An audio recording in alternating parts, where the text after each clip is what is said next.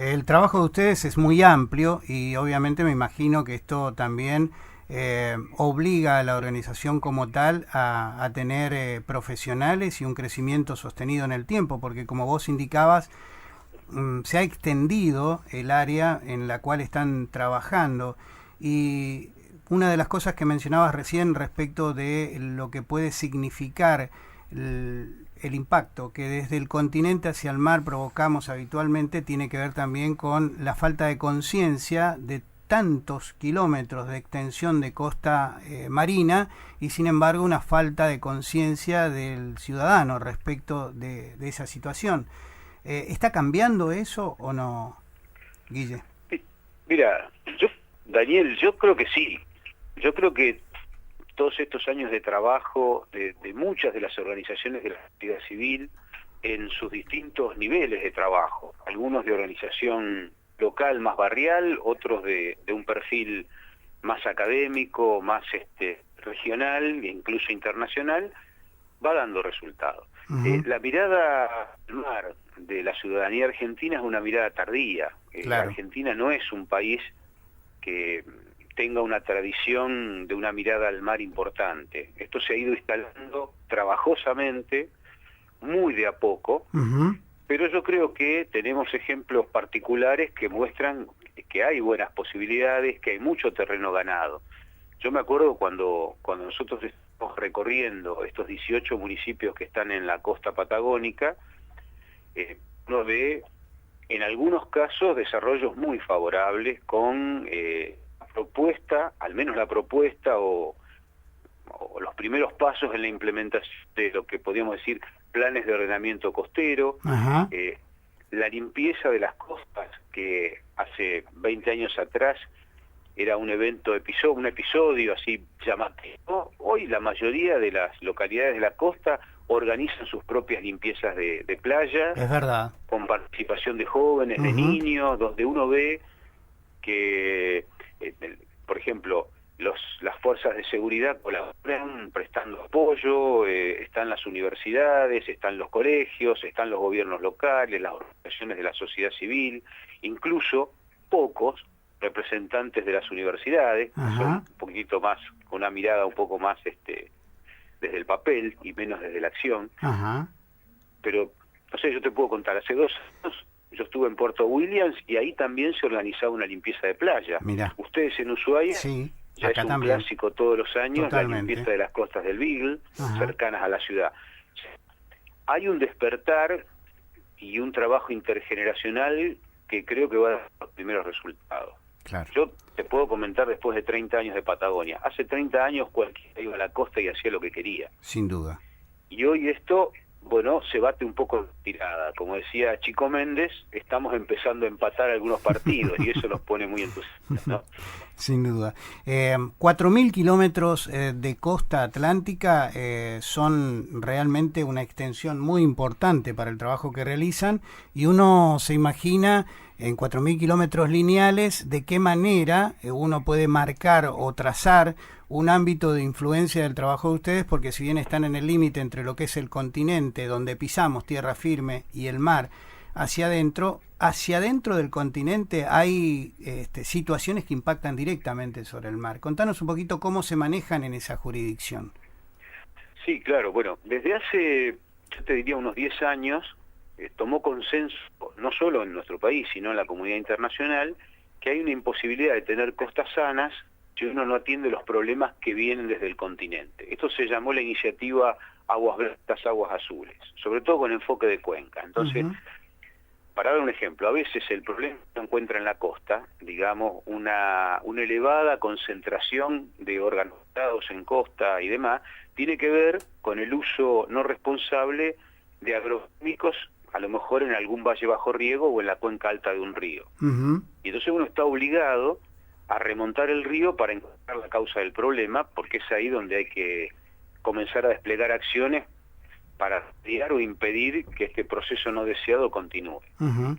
A veces es sencillo, es el propio Estado el que percibe el problema y convoca a las organizaciones a trabajar juntos para encontrar algún tipo de solución. y otras veces hay que ir por el camino de la denuncia. Uno tiene que documentar estos casos. Normalmente la mayoría de estos casos están contemplados, sancionados y contraindicados en la normativa vigente. El tema es que hay que hacerla cumplir. Claro, y a veces los sistemas de monitoreo y control son costosos y los estados, bueno, prefieren quizás darle otro uso al dinero. Pero nuestro país no es un país que esté flaco o carente de buena normativa ambiental. No, tal cual. Si hay muchas cosas que ocurren en los escenarios patagónicos, tanto en la costa como aguas arriba, como en distintos lugares, que si vos ves la normativa vigente, la Ley General del Ambiente, por ejemplo, está totalmente contraindicado y ya está penalizado. Lo que pasa es que hay que a veces encontrar elementos, reunirlos como para poder hacer una buena caracterización de lo que nosotros consideramos a veces es un delito ambiental, y bueno, directamente exigir que se cumpla la normativa por la vía de la justicia. Claro. Entonces, a veces uno tiene lamentablemente que recurrir a un amparo para que una medida cautelar impida, por ejemplo, que se construya un barrio en un lugar cuyo destino ya fue decidido como sitio de patrimonio mundial y reserva natural provincial. Pero bueno, algún señor tiene un negocio inmobiliario, parece que ahí puede hacer un loteo. Claro. Bueno, que mientras uno va con los papeles de despacho en despacho, las topadoras van acabando con nuestra flora nativa, ¿no? Sin duda. Bueno, vos estás marcando la importancia y la gravitación que tiene, no solamente en la incorporación de agendas públicas, sino también en lo que hace justamente al hecho de que la normativa no solo se cumpla, sino que además se ejerza algún control sobre ella, porque lamentablemente en muchos aspectos sobre estas decisiones el Estado no puede, o no en realidad no puede, no siempre, pero muchas veces hay intereses cruzados que hacen que justamente tenga que intervenir en ese equilibrio, en ese contrapeso, una organización no gubernamental, ¿no? Sí, digamos, uno lo que puede hacer, para no hacer una generalización, ¿no? Lo que puede hacer es tomar estudios de caso. Sí.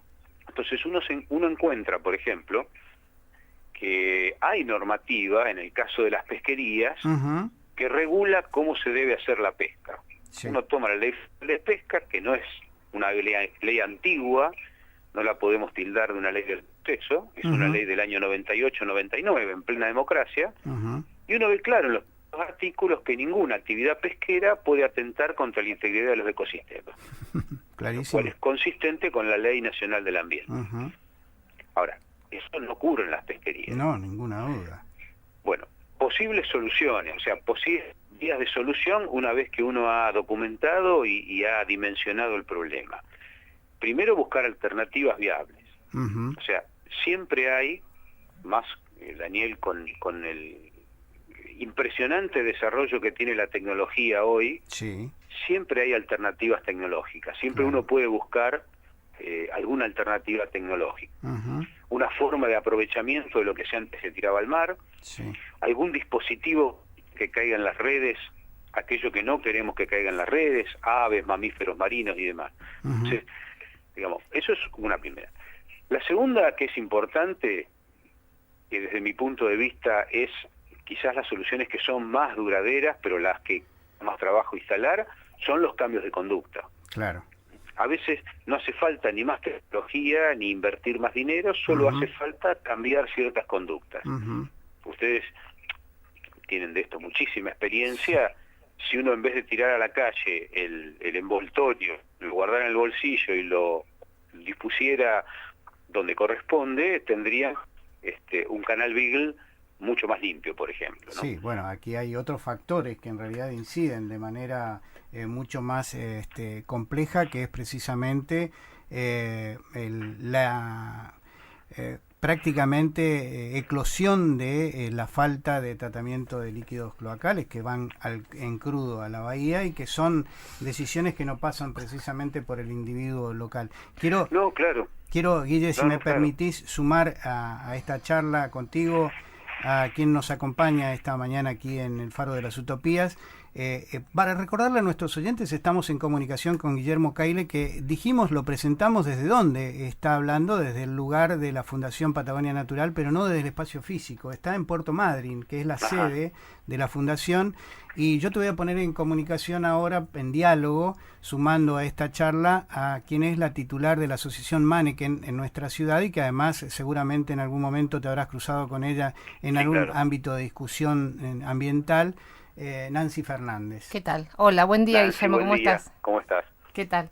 En parte quería aportar cierta coincidencia con lo que plantea Guillermo en cuanto a las políticas públicas, pero en el caso particular de Tierra del Fuego, considerar que la conducta se cambia por no tirar un papelito del bolsillo y dejarlo en el bolsillo me parece que es una mirada un tanto ingenua de la problemática. En las limpiezas costeras que hemos tenido aquí en Tierra del Fuego, en Ushuaia, sobre todo en el canal de Beagle, incluso te acordarás del censo de contaminación costera que se hizo allá hace varios años atrás. Algunos de los principales residuos encontrados precisamente son los que provienen de la actividad pesquera, de la actividad industrial y de la actividad turística. O sea que me parece que atribuirle al ciudadano la causa de los problemas ambientales a veces es, de alguna manera, quitarle la responsabilidad, y es lo que yo decía al inicio del programa, esta mirada compleja que tiene que tener la cuestión ambiental, quitarle la mirada compleja y quitarle los grados y las diversas responsabilidades y grados de responsabilidad. Creo que no tiene el mismo nivel de responsabilidad la empresa que produce electrónicos en Tierra del Fuego y que produce una cantidad. Las industrias en Ushuaia producen el 70% de los residuos que van al relleno sanitario. O sea que en este caso podríamos decir que los ciudadanos no tienen la culpa, tienen la responsabilidad mayor las industrias. Entonces, a veces, y en la otra cuestión que, digamos, sí coincido y quizás no coincido cuando uno dice Estado, el Estado, digo, creo que la palabra correcta es el gobierno, ¿no? Porque el Estado somos todos y a veces algunos gobiernos toman políticas públicas más acertadas y otros gobiernos políticas públicas menos acertadas ambientalmente hablando.